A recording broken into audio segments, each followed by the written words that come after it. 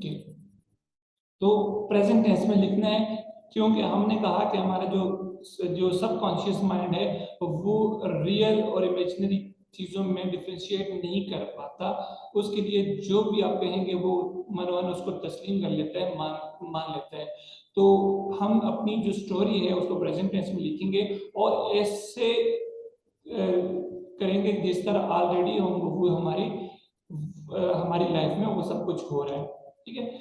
दूसरी चीज हमने कहा था कि उसकी जो हमारी स्टोरी होगी उसको हमने रिपीट करना है। ठीक है,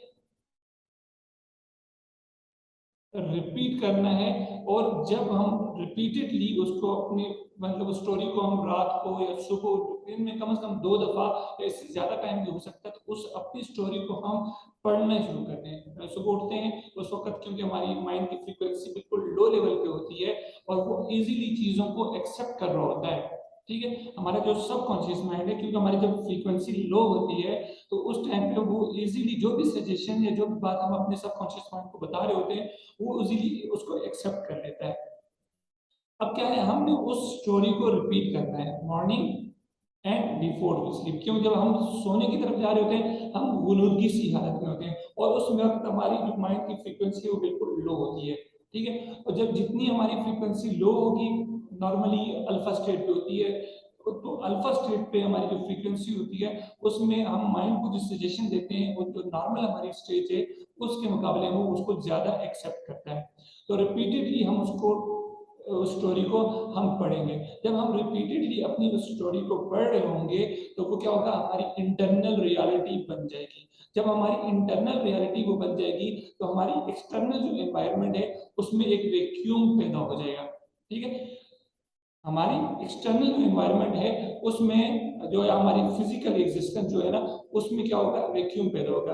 और वो फिजिकल एग्जिस्टेंस जो है नेचर उसको कवर करने के लिए वो चीजें हमें अट्रैक्ट होंगी। नॉर्मली हम अक्सर आप लोगों ने सुना होगा लॉ ऑफ अट्रैक्शन के नाम पे, कि जिस चीज को हम ज्यादा हम जिस चीज के बारे में ज्यादा फोकस्ड होते हैं तो वही चीजें हमारी लाइफ में अट्रैक्ट होती हैं, या जिसके बारे में हमारे माइंड में या हमारे पैराडाइम में जो बिलीव्स होते हैं स्ट्रांग होते हैं तो वो चीजें हमारी तरफ अट्रैक्ट होना शुरू हो जाती हैं।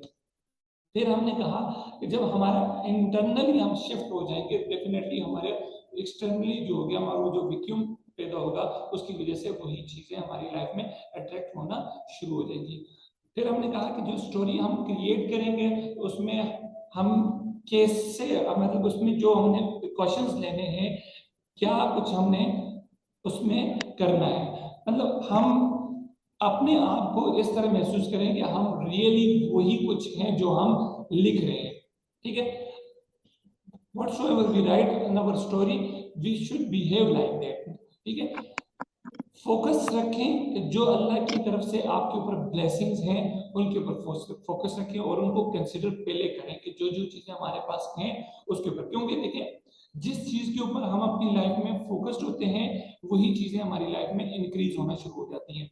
The more your focus towards blessing you will receive blessing. Quran पाक में जिस तरह मैंने कहा कि ला इन शकरतम ला यज़ीदन्नकुम, कि जितना तुम अल्लाह पाक कहते हैं कि शुक्र अदा करो मैं तुम्हें और अता करूंगा। और आजकल देखें मॉडर्न अगर दौर में देखा जाए या माइंड साइंसेस में ज्यादातर फोकस टोटली इसी चीज के ऊपर है कि हम लोग हमारा जो टोटली फोकस है इस वक्त जो मॉडर्न साइंसेस है तो वो इसी चीज को है, एटीट्यूड ऑफ ग्रेटिट्यूड। मतलब हमने अपनी लाइफ में शुक्रगुजारी को कितना लेके आना है। और ये आज से 1400 साल पहले हमारे नबी हमें बता कर गए। कुरान पाक में भी यही चीज है कि जितना अल्लाह पाक कहते हैं कि आप लोग शुक्र अदा करेंगे वही चीजें आपकी जिंदगी में इंक्रीज होना चाहिए। तो हमारा फोकस हमारी जो ब्लेसिंग्स है उनके ऊपर हो जो हमारे पास है वो। ठीक है, और उसके बाद जो हम अचीव करना चाहते हैं जो लेना चाह रहे हैं तो वो उसकी जब हम स्टोरी लिखेंगे तो उसमें हम इस तरह बिहेव करें कि वो ऑलरेडी वो चीजें हमारी लाइफ में मौजूद है। ठीक है,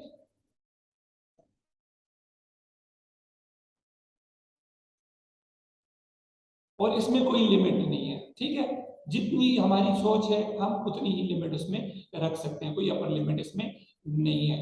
ठीक है, ये नॉर्मली गोल्स की तरह से नहीं होती। ये हमने अपनी स्टोरी को लिखना है और इसको रिपीटेडली हमने स्टडी अपने माइंड को रिपीटेडली इसको पढ़ना है और माइंड को हमने ये प्रोग्राम देना है ताकि हमारे पैराडाइम में ये एक कंफर्म बिलीफ बैठ जाए कि जो हम चाहते हैं वही फिर होना शुरू हो जाए, हमारी एक्सटर्नल रियलिटी उसको अपनी तरफ खींचना शुरू कर देगी।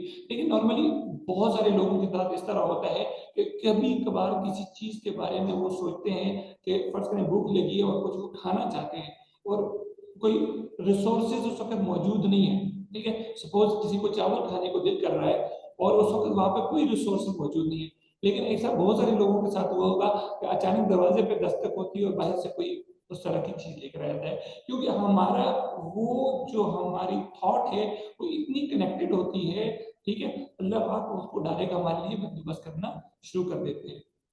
तो most totally law of attraction आजकल अगर देखे जाए तो वो इसी चीज के ऊपर बेस्ड होता है कि हम जिस चीज को ऊपर ज्यादा फोकस्ड होते हैं, जिस चीज के ऊपर हमारा बिलीव ज्यादा होता है, वही हमारी जिंदगी में चीजें अचीव होती हैं। मोस्टली हमने सुना है कि those who believes they achieve, those who believes they achieve, मतलब अल्लाह पाक भी कहते हैं कि ए बंदे मैं वही हूं जो तुम मुझसे गुमान रखते हो। अल्लाह पाक क्या कहते हैं कि मैं वही हूं जो मुझसे गुमान रखते हो। तो मतलब हम जो बिलीव करेंगे तो वही चीजें हमें मिलेगी और हमारा जितना बिलीव स्ट्रांग होगा उतना ही हम अपने गोल्स को या अपनी जो लाइफ की जो भी विजन्स हैं उसको इजीली हम हासिल कर लेंगे। और अगर और बिलीव्स कहाँ पे बनते हैं वो हमने पहले पढ़ा था कि हमारे सबकॉन्शियस माइंड पे हमारे बिलीव्स बनते हैं। सबकॉन्शियस माइंड में एक पॉइंट होते हैं जिसे हम पैराडाइम बोलते हैं, तमाम बिलीव उसमें इंस्टॉल्ड होते हैं। और होता ये है हमने फर्ज करें कोई हमने अपनी लाइफ का गोल सेट किया, गोल हमारी लाइफ का यहाँ पर है और हमारी माइंड की फ्रीक्वेंसी यहाँ पर है, ठीक है। और जब भी हम अपने गोल को अचीव कर रहे हैं हमारी माइंड की फ्रीक्वेंसी यहाँ पर है और हमारे बिलीव्स जो हैं वो कहते हैं कि पॉसिबल नहीं है, पता नहीं इसके लिए हमारे पास वो रिसोर्सेज है या नहीं है, या वो हमारे पास वो क्वालिफिकेशन नहीं है, या उस जगह पे हम नहीं है। तो उसके लिए क्या है, हमने अपने बिलीफ को इतना स्ट्रॉन्ग करने कि हमारा पैराडाइम की फ्रीक्वेंसी यहाँ पे मैच होना शुरू हो जाए। जिस वक्त हमारी फ्रीक्वेंसी यहाँ पे मैच होगी वो चीजें ऑटोमेटिकली हम रिसीव करना शुरू हो जाएंगे। तो उसके लिए ये है कि हम अपनी जो माइंड की फ्रीक्वेंसी है उस लेवल पर ले जाने के लिए हमें जरूरी ये है कि हम उन चीजों को जो हम करना चाहते हैं, अपने गोल्स को हम रिपीटेडली उनको अपने माइंड में दोहराते रहें उस वक्त तक के जब वो हमारे लिए नेचुरल ना हो जाए, ठीक है। अब हम किसी को नॉर्मली अगर किसी को मॉडल भी करते हैं ना तो वो देखिए उनके लिए वो चीजें नेचुरल हो चुकी होती हैं। हम अगर ड्राइविंग करते हैं तो फर्स्ट डे हमारे लिए वो चीज मुश्किल होती है, लेकिन जैसे ही हम उसमें एक्सपर्ट हो जाते हैं तो वो चीज हमारे लिए नेचुरल होती है, हमारे वहां पे गलती की गुंजाइश नहीं होती, हम अनकॉन्शियसली भी वही काम कर रहे होते हैं। इसी तरह जो कोई लोग होते हैं कॉन्फिडेंस शुरू में पहले पब्लिक स्पीकिंग में बहुत सारे इशू होते हैं और जो मेरे साथ भी रहा है, I was that much hesitant कि मैं किसी के सामने आना जो है ना बहुत ज्यादा शाय था, मैं नहीं आ सकता था। लेकिन क्या एक चीजें एक्सपीरियंस से या बार बार करने से रिपीटिशन से एक टाइम आया कि अल्लाह का शुक्र है हम अब लोगों के सामने बोल भी सकते हैं, प्रेजेंट कर सकते हैं।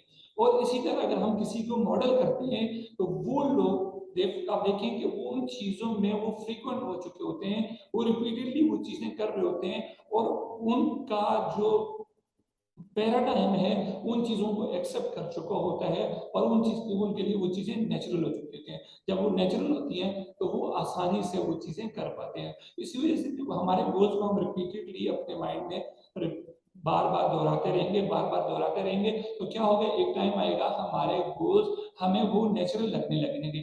जो हमारी इंटरनल रियलिटी जब हमारी हमें नेचुरल लगेगी तो एक्सटर्नल रियलिटी खुद बहुत चेंज होना शुरू हो जाएगी। फिर हमारी थोड़ी एफर्ट से हमारा ज्यादा काम हो जाएगा। अदरवाइज हम बहुत ज्यादा काम करेंगे लेकिन क्या होगा, हमारे जो नेगेटिव बिलीव्स हैं वो हमें रोकना शुरू कर देंगे। तो क्या है कि हम अपने टोटली पैराडाइम पे हमने काम करना है। फर्दर हम कहते हैं कि जो हम नॉर्मली जो गोल सेटिंग है उसके मुकाबले हमने क्या करना है, हमने अपनी फ्यूचर स्टोरी को लिखना है और वैक्यूम क्रिएट करना है। जब हम वैक्यूम क्रिएट करेंगे तो ये हमारे लिए नॉर्मल हो जाएगा।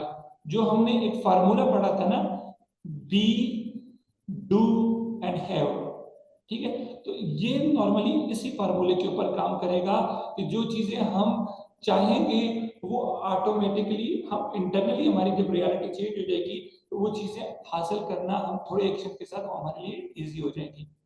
ठीक है, आपने आपको इसी तरह आपने बिहेव करना है कि जिस तरह ऑलरेडी आप उसी तरह की लाइफ रह रहे हैं जब आप अपनी स्टोरी क्रिएट कर रहे होंगे। ओके, और there is no time frame.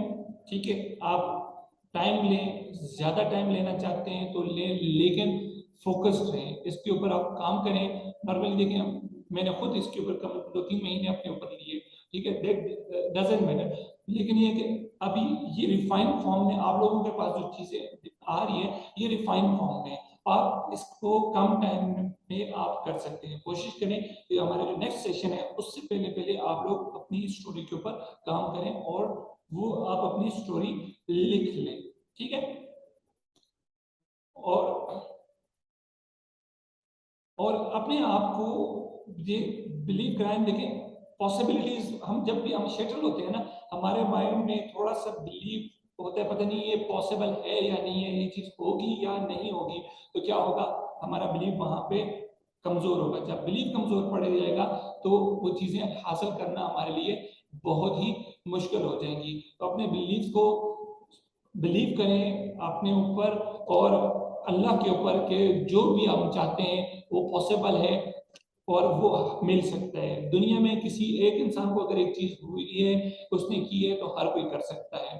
ठीक है, तो इट्स पॉसिबल। अपनी जो लिस्ट आपने बनानी है ना, जो आपने जो ब्लेसिंग्स हैं उसको लेना। सबसे पहले हमने पहले भी कहा कि जो आपके ऊपर अल्लाह की ब्लेसिंग्स हैं वो लेना है। वो कौन सा भी एरिया आपकी लाइफ का है, वो आपकी उस एरिया में आप काम करें। वो आप मतलब जो भी आपके पास ऑलरेडी है, वो फैमिली है, वो कार है, वो सेविंग्स है, वो होम है, वो आपकी एजुकेशन है, वो आपकी हेल्थ है, कोई भी एरिया है, उसके ऊपर जो जो चीजें आपके पास ऑलरेडी हैं उनको उनसे स्टार्ट करें।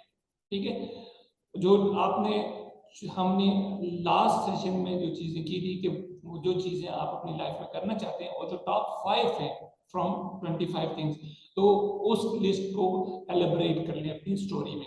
ठीक है, उसको अपनी प्रेजेंट टेंस में लिखें इस तरह के वो ऑलरेडी वो आपके पास कुछ चीजें हैं।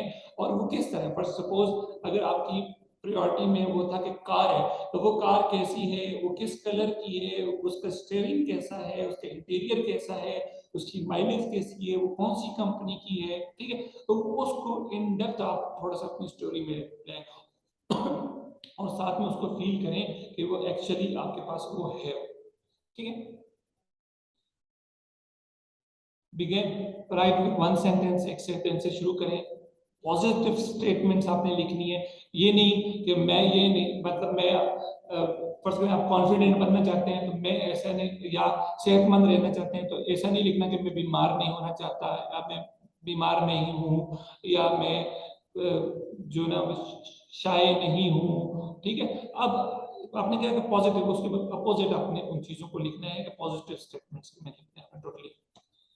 और प्रेजेंट टेंस को इस्तेमाल करना है और सिंपल और क्लियर लैंग्वेज इस्तेमाल करनी है। कोई भी लैंग्वेज हो, आपकी मदर लैंग्वेज ही क्यों नहीं होती है, वो उर्दू है, वो इंग्लिश है, जो इजीली आप भी समझते हैं और आपका सबकॉन्शियस माइंड भी उसको इजीली ले ले।